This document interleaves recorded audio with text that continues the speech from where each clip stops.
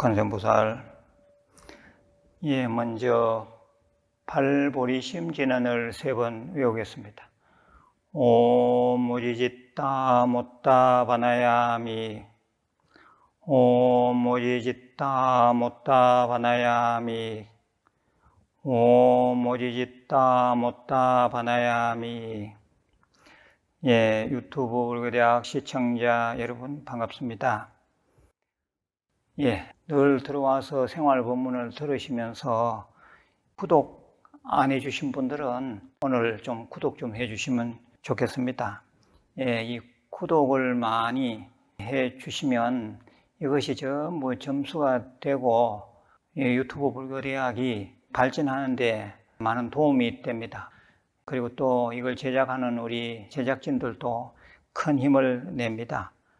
그냥 들어오시지 말고 구독 좀 눌러주시면 좋겠습니다. 아무튼 주위에 좀 포교도 좀 해주시고 해서 우리 유튜브 불교대학이 이 세상을 불국토로 하는데 조금이나마 도움이 되도록 우리 전체가 좀 힘을 합하면 좋겠습니다. 오늘은 연등공양 찬탄의 큰 공덕행, 최초 등공양의 유래 및 공덕에 대해서 말씀을 드리겠습니다. 먼저 경전에 나오는 얘기 하나를 해드리겠습니다. 부처님 당시에 마가다국, 마갈타국이라고도 합니다. 마가다국이라는 나라가 있었습니다. 그 나라에는 최초의 사찰인 중림정사가 있었고 또 부처님께서 법화경과 반야심경을 설했던 영축산이 있었습니다. 그때 당시의 왕은 빈비사라라고 하는 왕이었는데 그 왕의 아들인 아사세라는 왕자가 가정계략을 꾸며서 아버지 빈비사라 왕을 감옥에 가두고 왕위를 찬탄하는 일이 생겼습니다. 이 아사세는 당시에 부처님의 제자이자 사촌동생인 데바다tta라는 못된 정치승의 꾀임에 넘어가서 악행을 저질렀던 것입니다. 아무튼 이 아사세가 왕이 되기는 하였지만 아버지를 감옥에 가두고 그로 인해 급기야는 아버지가 돌아가시기까지 한 그 과보는 자기가 받을 수밖에 없었습니다. 그 과보가 몸에 나타났습니다. 몸에 몹쓸 부스럼, 종창이 생겼는데 아주 고통스러워서 견딜 수가 없었습니다. 우리나라의 조선의 세조대왕도 그렇죠. 조카를 해치고 왕이 된 그 과보가 사실 만만치 않았습니다. 아무튼 이 아사세 왕은 너무너무 힘들어서 반미칠 지경이 되었습니다. 아무리 용하다는 의사를 불러 치료를 해도 병세는 악화되어만 갔습니다. 그쯤 되자 신하들이 부처님을 챙겨내 보고 답을 찾을 것을 권유합니다. 그래서 답답한 나머지 아사세 왕은 부처님을 찾아갑니다.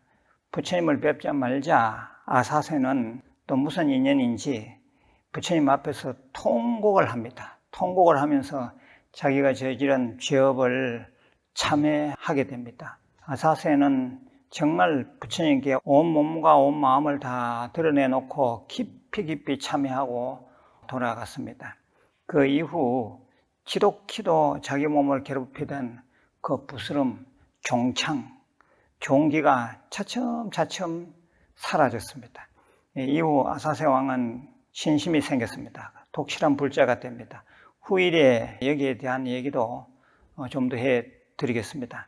아무튼 이 아사세 왕은 몸이 다 낫자 이 세상에 부처님처럼 큰 힘을 가지신 분은 없으니 부처님 가르침 즉 법문을 듣기로 발심하였습니다.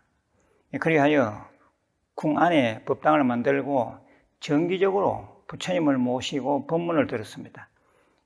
주로 법회는 오후 시간에 이루어졌는데 한 번은 법문이 길어져서 법회가 끝나자 날이 어두워두해졌습니다. 그러자 왕은 부처님이 중림정사로 돌아가시는 길가에 전체 연등을 내다 걸으라고 명령하였습니다. 그리고 중림정사 안에도 연등을 밝히도록 했습니다. 그러자 신하들, 백성들도 신심이 나서 자발적으로 연등을 밝히게 되었습니다. 이것이 최초의 연등 불사입니다. 이러한 연등 밝히기 행사가 차츰차츰 당시 인도 전역으로 보편화되다가 부처님께서 서가모니 부처님이 인멸하시자 후일에는 부처님 오신 날에 연등 공양으로 지금까지 면면이 이어져 오게 된 것입니다. 이해가 되시죠? 우리가 이 연등 공양 얘기를 하자면 반드시 가난한 노파 이름이 미수타녀라고도 하고요. 또 난타라고도 합니다. 미수타녀 난타를 들먹거리게 됩니다. 지난해 초파일 본문으로 해서 제가 생활 본문에 올려두었습니다. 꼭 좀 찾아서 들어보시기 바랍니다. 똑같은 얘기를 매년 할 수도 없고요. 올해는 최초 연등공양이 어떻게 이루어지게 됐는가 말씀을 드렸습니다. 오늘 이 연등공양 주제를 잡은 것은 벌써 또 올해 부처님 오신 날이 다가오고 있기 때문입니다. 인연이 있는 절에 가능하면 정법도량에 등공양을 올리시기 바랍니다. 신심을 가지고 정법도량에 등을 다시면 반드시 부처님 가피가 있을 것입니다. 수행 잘하는 도량에 등공양 하시면 장차 성불의 씨앗을 심는 일이 되고 모든 소원 성취는 물론이요 업장소멸의 큰 공덕이 될 것입니다. 우리네 인생살이가 힘들고 세상이 혼탁할수록 불자로서 부처님께 다가가는 신심이 꼭 필요합니다. 그 방법 중에 하나가 부처님 오신 날 정법도량의 연등 달기입니다. 정성을 들인 만큼 부처님의 보살핌이 함께 할 것입니다. 참고로 저희 한국불교대학 대관음사에서는 창건 이래 30년 전부터 등을 다신 분에 대해서 꼭 답례를 해왔습니다.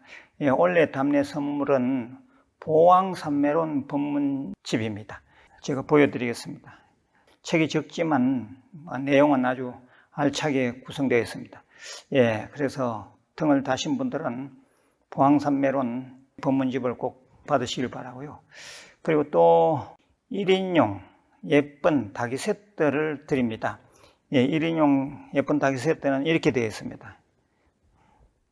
뚜껑이 이렇게 있고요. 그 다음에 1인용 닭이 세트를 했죠. 건물망이 이렇게 보입니다. 되어 있고요. 원잔이 이렇게 있는데 이 잔만 가지고도 활용할 수 있겠습니다. 옆에 이 불자는 제가 만든 불자이고요. 옆에는 이렇게 불교의 상징 꽃인 연꽃을 이렇게 그려놨습니다. 그리고 또 차 받침이 이렇게 되어 있습니다. 그러니까 네 개가 한 세트네요. 4개가 한 세트입니다. 이 닭이 세트는 무예를 쓰는 도자기 공방에서 제작해서 더욱 의미가 있습니다. 소장의 가치도 있을 것입니다. 코로나 사태로 인해서 정식 부패가 지금 쉬고 있는 상황으로 해서 어쩔 수 없이 유튜브로 연등 공양 불사를 안내해 드리고 있으니 이해해 주시면 감사하겠습니다. 그리고 또 하나 우리 종무소에서 특별히 부탁을 해서 올라온 글을 좀 소개하겠습니다. 잘 한번 들어보십시오. 혹시 한국불교대학 대관음사에 등공양뿐만 아니라 각종 기도나 불사에 동참하실 분들은 전화 접수보다 이번에 개설한 카카오 채널을 많이 이용하시기 바랍니다. 그래서요, 카카오 채널을 이용하시라.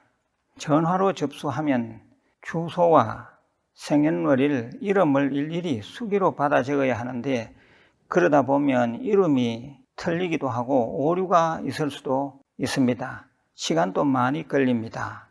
그렇겠네요, 그게. 하지만 카카오 채널은 들어가면 축원장이나 기도 접수 용지가 다 올려져 있습니다. 거기에 직접 기재하시면 글자가 틀릴 일도 없고 훨씬 간편하게 손쉽게 접수가 됩니다. 접수 영수증도 필요하시면 요청하시면 사진으로 찍어서 올려드립니다. 카카오에 들어가서 검색창에 한국불교대학이라고 치면 한국불교대학 채널이 뜹니다. 그것을 채널 추가하시면 됩니다. 예, 조금 연세가 많으신 분들은 힘이 들 수도 있겠네요. 예, 그런 분들은 뭐 어쩔 수 없이 전화로 하시면 됩니다. 혹시 카카오 채널을 이용하실 수 있는 그 정도 능력이 되신다면 전화보다는 이 카카오 채널로 들어가서 등록하시면 아주 쉽게 또 간단하게 불사에 동참하실 수도 있겠습니다.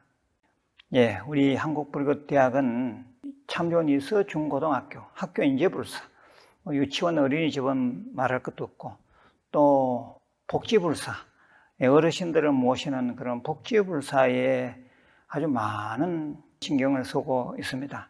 이런 점에 대해서 긍정적인 마음을 가지시고 연등을 달아주실 분들은 카카오 채널을 좀 이용해 주시면 좋겠고, 그것이 여의치 않으면 직접 전화를 해 주신다면 저희들이 성의껏 접수를 받아서 늘 스님들이 축원해 드리고 또 부처님 오신 날에도 전체 축원도 해 드리고 1년 등을 잘 달아 드리겠습니다. 예, 늘 건강하시고 하시는 일들이 다 잘 되시기를 바랍니다. 내일 다시 뵙겠습니다. 관세음보살